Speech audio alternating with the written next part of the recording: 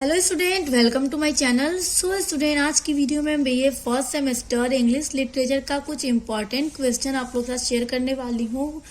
और इस तरह के क्वेश्चंस एग्जाम में कभी कभी पूछ भी दिए जाते हैं, इस वजह से आपको पता भी होना चाहिए। तो देखिए, पहला क्वेश्चन है, how would you define prose, कि प्रोज को कैसे डिफाइन कर सकते हैं, कैसे डिफाइन करते हैं। तो देखिए स्टूडेंट, इससे पहले मैंने बहुत सारी वीडियोस बनाई हैं आपके, मतलब ये फर्स्ट सेमेस्टर के इंग्लिश के इम्पॉर्टेंट क्वेश्चन के वीडियोस बनाए हैं कि किस तरह से पेपर में शॉर्ट क्वेश्चंस पूछे जाते हैं और कितने मार्क्स के होते हैं, कितने वर्ड्स में आपको लिखने होते हैं, और लॉन्ग और शॉर्ट सब मैंने बताए हैं वीडियो में। अगर आपने नहीं देखा तो आप मेरे चैनल पे विजिट करके देख सकते हैं। तो पहला क्वेश्चन ये देखिए, how would you define prose. तो prose is non metrical expression based on the spoken language. Prose क्या होता है? प्रोज गद्य होता है जो आप लोग अपना इंग्लिश में पढ़ते हैं। तो prose is non metrical expression. तो मैट्रिकल एक्सप्रेशन मतलब होता है स्टूडेंट मीट्रिक अभिव्यक्ति। तो प्रोज जो है, गद्य जो है, वो मीट्रिक अभिव्यक्ति नहीं होता है, बेस्ड ऑन द स्पोकिंग लैंग्वेज। और प्रोज बेस्ड होता है स्पोकिंग यानी बोलने वाली लैंग्वेज और बोलने वाली भाषा के ऊपर बेस्ड होता है। It is height and form of ordinary speech. It is height and यानी ये ऊंचा होता है, फॉर्म ऑफ ऑर्डिनरी स्पीच। जो ऑर्डिनरी स्पीच होती है, जो साधारण स्पीच होती है, भाषण होता है, प्रोज उससे ऊंचा होता है, उससे बड़ा होता है। In the history of the English speaking people of the British islands. In the history of English speaking people यानी कि इंग्लिश स्पीकिंग पीपुल होता है स्टूडेंट, इंग्लिश बोलने वाले जो लोग हैं उनकी हिस्ट्री। इन द हिस्ट्री, तो उनकी हिस्ट्री में prose is a slow and late developing phenomenon in contrast to poetry. तो जो इंग्लिश पीपुल हैं, इंग्लिश बोलने वाले लोग हैं, ब्रिटिश जो लोग हैं, उनके मतलब उनके यहाँ प्रोज, जो प्रोज है, जो गद्य है, इज लेट और स्लो। स्लो है यानी धीरे है, लेट है डेवलपिंग में यानी विकास करने में अभी लेट थी। इन कॉन्ट्रेस्ट टू पोएट्री, पोएट्री के अंतर में यानी पोएट्री के अंतर में प्रोज अभी लेट थी डेवलप होने में, विकास करने में। In verse English had found it Chaucer and Langland before the end of 14th century. तो स्टूडेंट्स देखिए, in verse English had found, तो इसका मतलब होता है कविता में अंग्रेजी मिली थी, यानी जो पोएम थी उसमें अंग्रेजी मिली थी। और वो पोएम किसकी थी? चौसर एंड लैंगलैंड की थी। चौसर एंड लैंगलैंड इंग्लिश पोएट हैं। सबसे पहले इनकी पोएम में जो है अंग्रेजी मिली थी एंड ऑफ 14th सेंचुरी यानी 14th सेंचुरी के एंड में, अंत में, आखिरी में। But it was another 100 years before a great English prose work was printed. लेकिन it was another 100 years, 100 साल पहले, लेकिन 100 साल पहले a great English prose, महान इंग्लिश का जो गद्य का कार्य है वो प्रिंट हुआ था। कहने का मतलब ये है कि 100 साल पहले इंग्लिश के महान वर्क्स प्रिंट हुए थे, प्रोज के महान इंग्लिश के वर्क्स प्रिंट हुए थे। तो स्टूडेंट्स देखिए, अब दूसरा इम्पोर्टेंट क्वेश्चन देखते हैं, अभी बहुत इम्पोर्टेंट है। Give the types of prose style. Prose style के टाइप्स को लिखिए या बताइए। तो इस तरह से भी क्वेश्चंस पेपर में आ जाते हैं। तो देखिए, In broader sense, there may be the following types of styles. तो in broader sense मतलब स्टूडेंट्स होता है व्यापक अर्थों में। there may be यहाँ पे प्रोज स्टाइल के बहुत से टाइप हैं। तो देखिए, पहला है sentence forms within the rules of grammar. within यानी अंदर, रूल्स ऑफ ग्रामर यानी ग्रामर के रूल के अंदर। The writer can arrange words in many ways.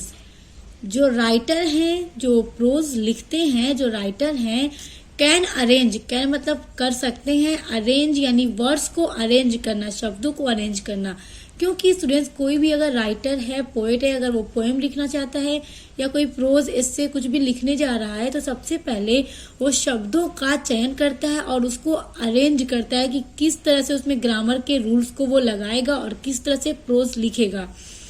तो सबसे पहले क्या करता है राइटर, अपने शब्दों का अरेंज करता है इन मेनी वेज, यानी किसी भी तरह से, जिस तरह वो चाहे। A sentence may state the main proposition first and then modify it. A sentence यानी एक वाक्य में may state बताता है the main proposition, मुख्य प्रस्ताव, यानी एक वाक्य में मुख्य प्रस्ताव बताता है first and then modify it। तो first यानी सबसे पहले और then modify मतलब स्टूडेंट्स होता है सब संशोधित, और सबसे पहले फिर उसे संशोधित करें। और इट में कंटेन स्टूडेंट्स होता है, इसमें शामिल हो सकता है, किसमें, जो मतलब राइटर लिख रहा है प्रोज, तो और इट में कंटेन यानी इसमें शामिल हो सकता है। Language to prepare the reader before stating the main proposition.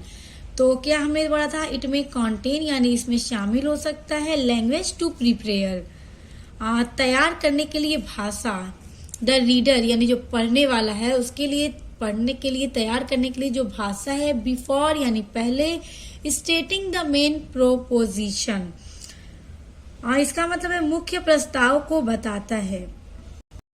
तो स्टूडेंट्स देखिए, अभी हमने प्रोज स्टाइल का पहला टाइप पढ़ा, सेंटेंस फॉर्म्स। तो अब सेंटेंस फॉर्म में भी 3 टाइप्स हैं।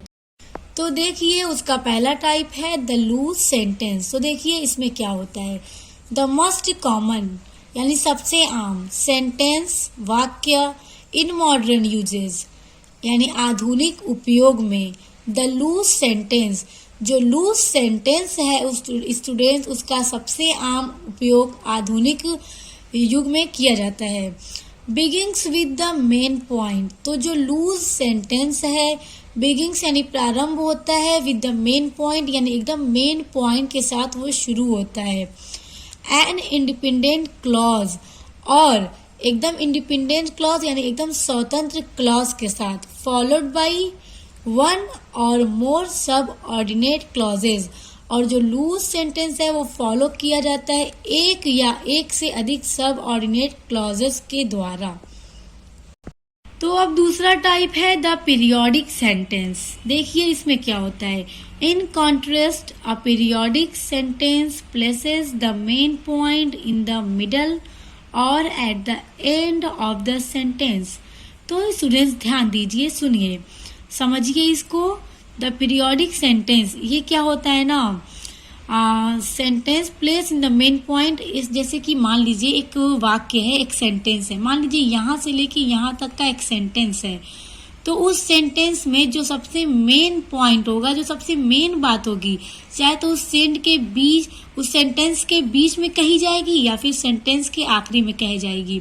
तो वही कहने का मतलब है, देखिए अ पीरियोडिकल सेंटेंस प्लेसेस रखा जाता है द मेन पॉइंट यानी जो मेन पॉइंट है उसको वाक्यों में रखा जाता है, इन द मिडल यानी बीच में, और the at the end of the sentence बीच में रखा जाता है या तो फिर उस सेंटेंस के आखिरी में रखा जाता है, वही होता है पीरियोडिक सेंटेंस।